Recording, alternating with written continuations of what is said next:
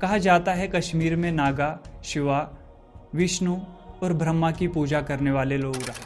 1000 से ज़्यादा Buddhist Monks और 100 से ज़्यादा मोनेस्ट्रीज। पॉलिटिकल और रिलीजियस केओस 10वीं सदी से अच्छे से शुरू होने लगा और इसी दौर में और एक अजाब नाजिल हुआ कश्मीर में जुल्जो खान की शक्ल में। उससे सुहादेवा अपने लोगों को छोड़कर किश्तवाड़ भाग गया। वजह थी कि रामचंद्र अपनी थोड़ी सी अथॉरिटी बनाए रखने में कामयाब रहा। पॉलिटिकल केओस और इंस्टेबिलिटी को देखकर अपने आप को लॉर्ड डिस्ट्रिक्ट का रूलर डिक्लेयर कर देता है।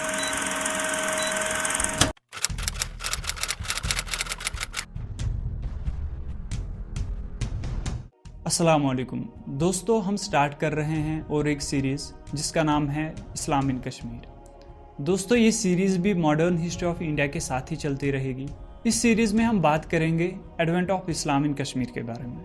दोस्तों, कश्मीर की हिस्ट्री की अगर बात की जाए तो वो हमें 5 से 7 हज़ार साल पहले तक की मिलती है। कहा जाता है कश्मीर में नागा, शिवा, विष्णु और ब्रह्मा की पूजा करने वाले लोग रहा करते थे। फिर यहाँ पे अशोका 3rd सेंचुरी BC में बुद्धिज़्म लेके आए। दोस्तों, कश्मीर शैविज़्म, वैष्णविज़्म, खासकर बुद्धिज़्म का मेन सेंटर रहा है। ह्यून सैंग, जो कि कश्मीर में 631 AD में आया, वो लिखता है कि कश्मीर में 5000 से ज़्यादा बुद्धिस्ट मॉन्क्स और 100 से ज़्यादा मोनेस्ट्रीज थी। दोस्तों, कश्मीर में बुद्धिज़्म और हिंदुइज़्म के बीच उतार चढ़ाव जारी था। कभी कोई राजा बुद्धिज़्म को स्टेट रिलीजन बना लेता और कभी कोई राजा हिंदुइज़्म को स्टेट रिलीजन बना लेता और बीच में कुछ राजा दोनों को साथ लेके चलते। लेकिन ओवरऑल कश्मीर में पॉलिटिकल और रिलीजियस केओस 10वीं सदी से अच्छे से शुरू होने लगा था। क्योंकि हमारा टॉपिक कश्मीर में सिर्फ इस्लाम के बारे में है, इसलिए हमारा मेन फोकस कश्मीर में इस्लाम के ही बारे में रहेगा। दोस्तों, ये बात है 1003 ईस्वी की, जब कश्मीर में लोहारा डायनास्टी का राज शुरू हो गया था और इसी डायनास्टी के आते कश्मीर में हिंदुइज्म का डिक्लाइन स्टार्ट होने लगा।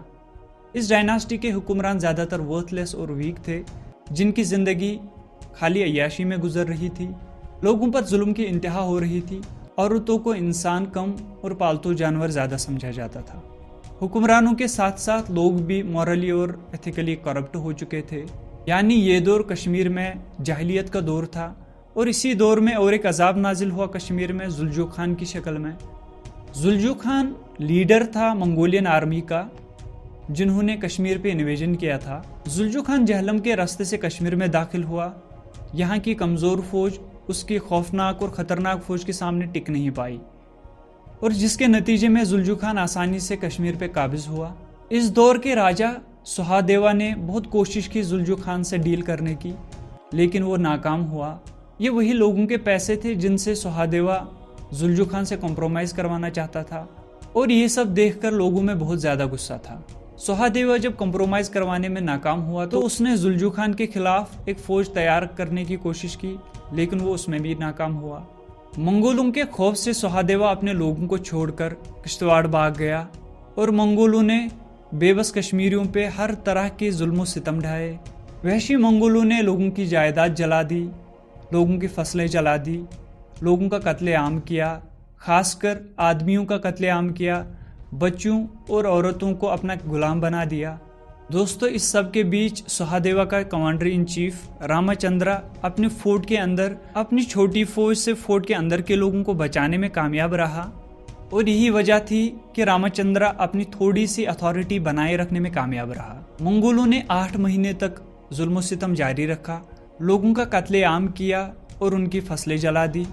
अब जो बचे कुचे लोग थे वो पहाड़ों में जाकर छुप गए। इस सब की वजह से कश्मीर में सर्दी का मौसम आने के साथ साथ कश्मीर में खाने पीने का सामान भी ख़त्म हो रहा था। इसी बीच एक मंगोलियन ऑफिसर के मशवरे पे जुल्जो खान कश्मीर को छोड़कर जहलम के रास्ते से वापस चला गया। दोस्तों, यहाँ पे एक बात याद रखने की ज़रूरत है। रामचंद्र ने एक बहादुर कमांडर रिंचना को लार डिस्ट्रिक्ट में लॉ एंड ऑर्डर मेंटेन करने के लिए रखा था। मंगोलों के निकलने के बाद कश्मीर में और अफरा तफरी मचने लगी, क्योंकि लोगों के पास खाने के लिए कुछ बचा नहीं था और सर्दियों का मौसम भी आ गया था। दोस्तों, कश्मीर में पॉलिटिकल केओस और सर्वाइवल की जंग में हर एक शख्स लगा हुआ था।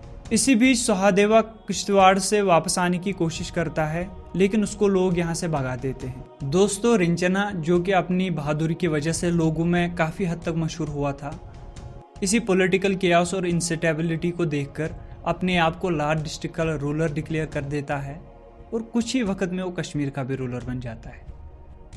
दोस्तों अभी तक की कहानी आप समझ गए होंगे। अब अगले एपिसोड में देखेंगे रिंचना से सदरुद्दीन कैसे बनता है और कश्मीर में इस्लामिक सल्तनत कैसे स्टार्ट होती है। दोस्तों इस वीडियो को लाइक और शेयर कीजिएगा और द सन्स चैनल को सब्सक्राइब कीजिएगा।